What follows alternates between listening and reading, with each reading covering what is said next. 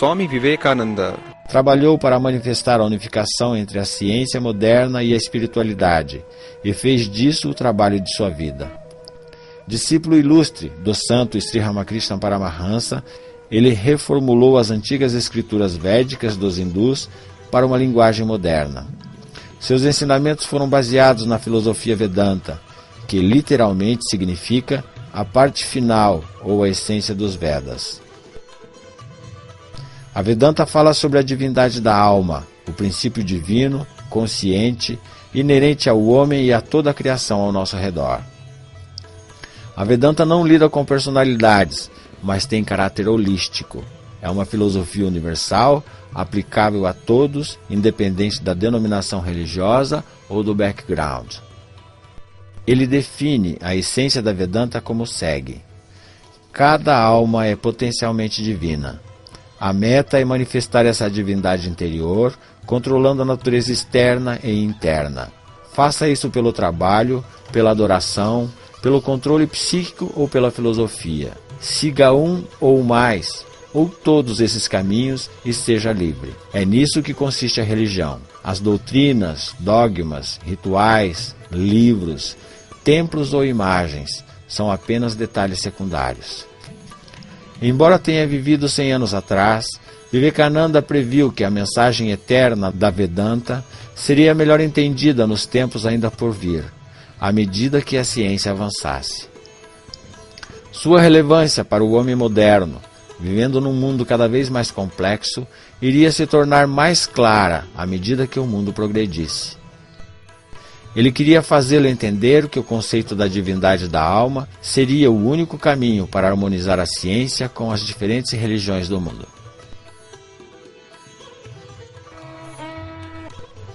Na linguagem moderna, a alma é chamada self, ou consciência inerente. Alguns físicos quânticos estão reconhecendo uma consciência singular como fonte de toda a criação. A Vedanta acredita que essa consciência singular, que penetra toda a criação, tanto intrinsecamente quanto externamente, é a verdadeira natureza do homem. Acredita que isso é aquilo que nós chamamos de Deus. Vivekananda transmitiu alguns ensinamentos surpreendentes em relação à consciência, que encontram sua mais elevada expressão no ser humano. Para entender de forma convincente como a consciência se manifesta no homem, necessita-se um olhar mais próximo do processo evolutivo do nosso universo. A consciência manifestou-se, primeiro, naquilo que os cosmólogos chamaram de Big Bang. Muito daquilo que ocorreu nos primeiros estágios após o Big Bang permanece um mistério. Esse Big Bang manifestou a criação de quarks e antiquarks, prótons e nêutrons, o núcleo dos elementos mais leves, e finalmente os primeiros átomos, como hidrogênio, hélio e lítio. As forças gravitacionais eventualmente os ajudou a formar as primeiras estrelas após 13 bilhões de anos. Nascia então nosso universo. Mas o que originalmente impeliu o Big Bang? E de onde ele veio? Qual é a energia inerente dentro dos quarks, dos prótons, dos nêutrons e dos átomos que os impulsiona a se desenvolver? Swami Vivekananda fala dessa energia, dando um simples exemplo de uma planta. Tomamos a semente de uma flor seca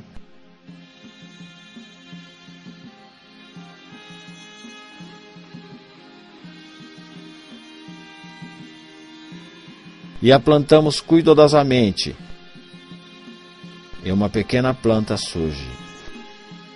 Ela lentamente cresce, se tornando cada vez maior, até que finalmente se torna uma planta totalmente desenvolvida.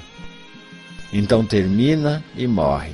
Vive novamente em novas sementes. Assim, ela completa um círculo. Esse processo circular dos estágios de semente, crescimento, reprodução, morte e novas sementes é uniforme em todo o universo. É a causa dando surgimento ao efeito e este, por sua vez, produz uma nova causa. Vivekananda apresenta dois conceitos diferentes. No primeiro, ele fala de evolução versus involução.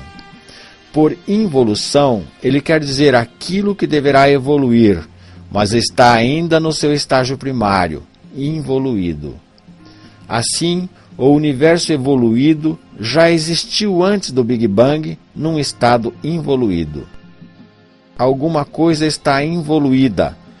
Ela evolui e novamente involui. Este é um movimento circular.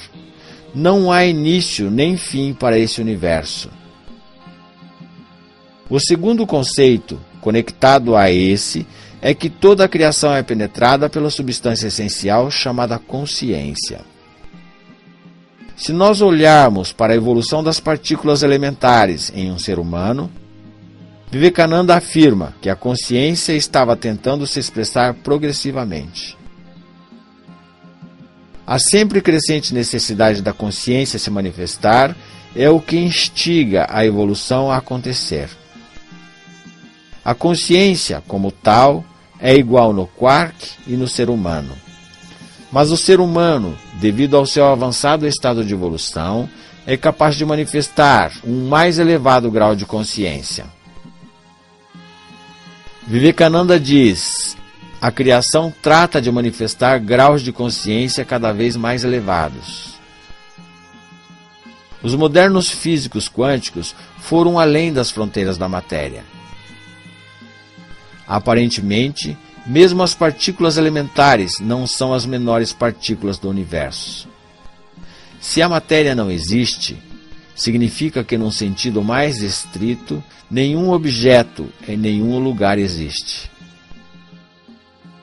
Isso nos deixa querendo saber onde o universo está.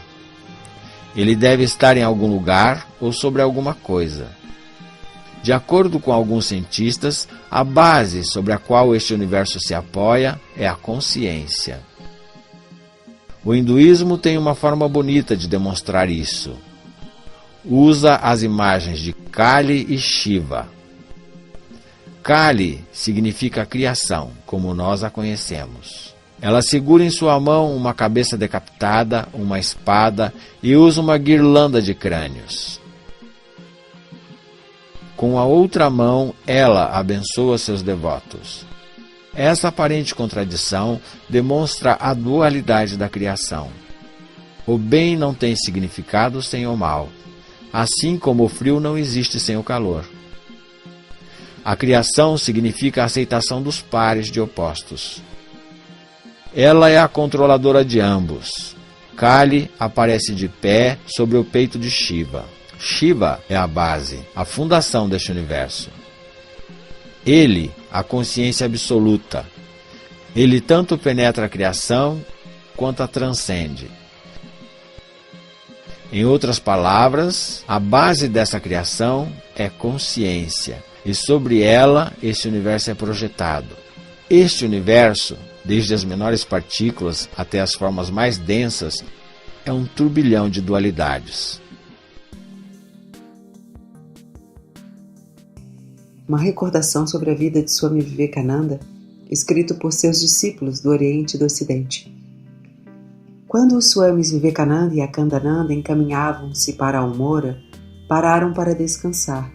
Passaram a noite na proximidade de um moinho de águas às margens de um rio e na proximidade de uma frondosa árvore. Depois de banhar-se, Swami Vivekananda sentou-se sob a árvore e ficou absorto em meditação por aproximadamente 1 hora. Logo após falou: Gagadhar, sob esta árvore resolvi uma das maiores questões de minha vida. Em seguida, relatou sua visão acerca da unidade do microcosmo e do macrocosmo. No começo era a palavra, o verbo. O microcosmo e o macrocosmo estão construídos sobre o mesmo plano, da mesma forma que a alma individual está contida no corpo vivente.